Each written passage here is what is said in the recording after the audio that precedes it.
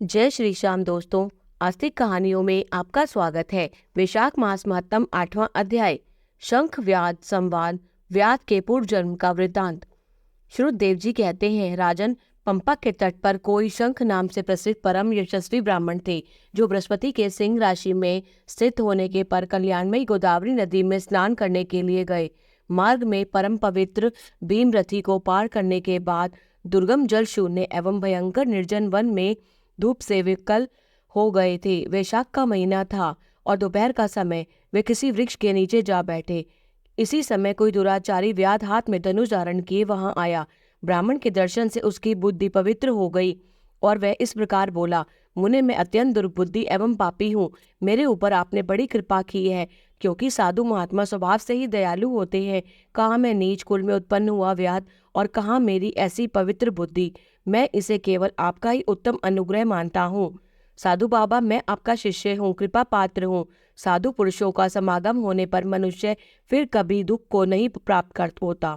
अतः आप मुझे अपने पाप नाशक वचनों द्वारा ऐसा उपदेश दीजिए जिससे संसार बंधन से छूटने की इच्छा रखने वाले मनुष्य अनायास ही भवसागर से पार हो जाते हैं। साधु पुरुषों का चित्त सबके लिए प्रति समान होता है। वे सब प्राणियों के प्रति दयालु होते हैं। उनकी दृष्टि में न कोई नीच है, न ऊंच, न अपना है, न पराया। मनुष्य संतप्त होकर जब जब गुरुजनों से उपाय पूछता है, तब तब वे उसे संसार बंधन से छुड़ाने वाले ज्ञान का उपदेश करते हैं। जैसे गंगा जी मनुष्यों के पाप का नाश करने वाली है, उसी प्रकार मूढ़जनों का उद्धार करना साधु पुरुषों का स्वभाव ही माना गया है। व्याध के ये वचन सुनकर शंख ने कहा, व्याध, यदि तुम कल्याण चाहते हो तो वैशाख मास में भगवान विष्णु को प्रसन्न और संसार समुद्र से पार करने वाले जो दिव्य धर्म बताए गए हैं उनका पालन करो। मुनि श्रेष्ठ शंख प्यास से बहुत कष्ट पा रहे थे। दोपहर के समय उन्होंने सुंदर सरोवर में स्नान किया और युगल वस्त्र धारण करके मध्याह्न काल की उपासना पूरी की।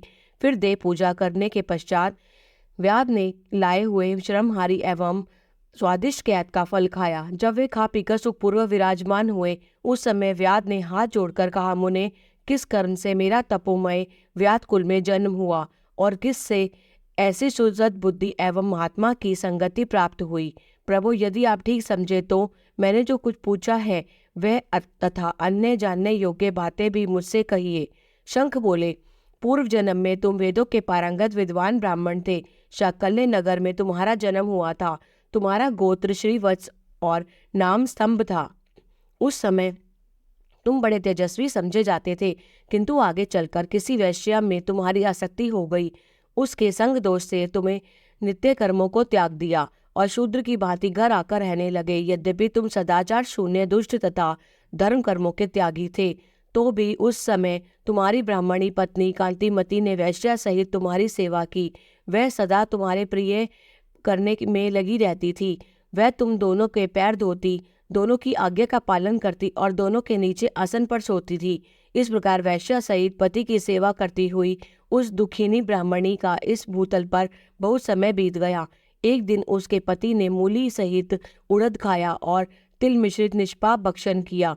उस अपथ्य भोजन से उसका मुंह पेट चलने लगा और उसे बड़ा भयंकर बगंदर रोग हो गया। वह उस रोग से दिन रात जलने लगा। जब तक घर में धन रहा तब तक वैश्या भी वहां टिकी रही। उसका सारा धन लेकर पीछे उसने उसका घर छोड़ दिया। वैश्या तो क्रूर और निर्दयी होती ही है, उसे छोड़कर दूसरे के पास चली गई।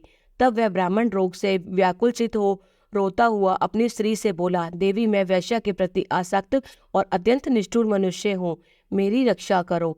सुंदरी, तुम परम पवित्र हो, मैंने तुम्हारा कुछ भी उपकार नहीं किया। कल्याणी, जो पापी एवं निंदित मनुष्य अपनी विनीत पत्नी का आदर नहीं करता, वह 15 जन्मों तक नपुंसक होता है। महाभागे, दिन रात साधु पुरुष उसकी निंदा करते हैं। तुम साध्वी और पतिव्रता हो, मैं तुम्हारा अनादर करके पाप योनि में गिरूंगा। तुम्हारा अनादर करने से जो तुम्हारे मन में क्रोध हुआ होगा, उससे मैं दग्ध हो चुका हूँ। इस प्रकार अनुतायुक्त वचन कहते हुए पति से वह पतिव्रता हाथ जोड़कर बोली, प्राणनाथ, आप मेरे पति किए हुए व्यवहार को लेकर दुख न माने, लज्जा का अनुभव न करें। मेरा आपके ऊपर तनिक भी क्रोध नहीं है, जिससे आप अपने को दग्ध हुआ बतलाते हैं। पूर्व जन्म में किए हुए पाप ही इस जन्म में दुख रूप होकर आते हैं। जो उन दुखों को धैर्यपूर्वक सहन करती है वह स्त्री साध्वी मानी जाती है और वही पुरुष श्रेष्ठ समझा जाता है। वह उत्तम वर्ण वाली स्त्री को अपने पिता और भाइयों से धन मांगकर लाई और उसे अपने पति का पालन करने लगी।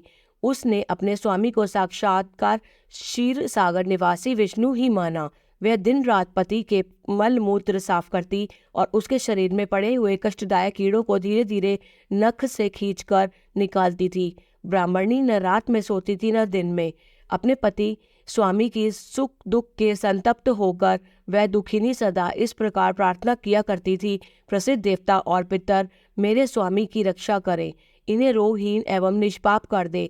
मैं पति के आरोग्य के लिए चंडिका देवी को भैंस का दही और उत्तम अन्न चढ़ाऊंगी। महात्मा गणेश जी की प्रसन्नता के लिए मोदक बनवाऊंगी। 10 शनिवारों को उपवास करूंगी तथा मीठा और घी नहीं खाऊंगी। मेरे पति रोगहीन होकर 100 वर्ष जीवे। इस प्रकार वह देवी प्रतिदिन देवताओं से प्रार्थना करती थी।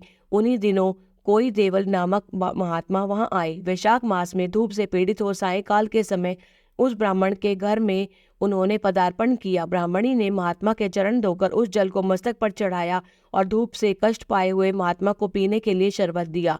प्रातःकाल सूर्योदय होने पर मुनि जैसे आए थे वैसे चले गए। तदनंतर थोड़े ही समय में उस ब्राह्मण को सन्निपात हो गया। ब्राह्मणी सोंठ मिर्च और पीपल लेकर जब उसके मुंह में डालने लगी तब उसने पत्नी की अंगुली काट ली। उसके दोनों दांत सहसा सट गए और ब्राह्मणी की अंगुली का वह कोमल खंड उसके मुंह में ही रह गया। अंगुली काटकर उस वैश्य का ही चिंतन करता हुआ वह ब्राह्मण मर गया। तब उसकी पत्नी कांतिमती ने कंगन बेचकर बहुत सा ईंधन खरीदा और चिता बनाकर वह साध्वी पति के साथ उसमें जा बैठी। उसने पति के रोगी शरीर का गाढ़ आलिंगन करके उसके साथ अपने आप को भी चिता में जला दिया। शरीर त्याग कर वह सहसा भगवान विष्णु के धाम में चली गई। उसने वैशाख मास में जो देवल मुनि को शरबत पिलाया और उनके चरणोदक को शीश पर चढ़ाया था, इससे उसको योगी गम्य परम पद की प्राप्ति हुई। तुमने अंतकाल में वैश्य का चिंतन करते हुए शरीर त्याग किया था, इसलिए इस घोर व्याध के शरीर में आए हो और हिंसा में आसक्त हो, सबको उद्वेग में डाला करते हो। तुमने वैशाख मास में मुनि को शरबत देने के लिए ब्राह्मणी को अनुमति दी थी। उसी पुण्य से आज व्याध होने पर भी मैं तुम्हें सुखों के एकमात्र साधन धर्म विषय प्रश्न पूछने के लिए उत्तम बुद्धि प्राप्त हुई। तुमने जो सब कुछ पापों को हरने वाले मुनि के चरणोदक को सिर पर धारण किया था, उसी का यह फल है कि वन में तुम्हें मेरा संग मिला है। जय श्री श्याम।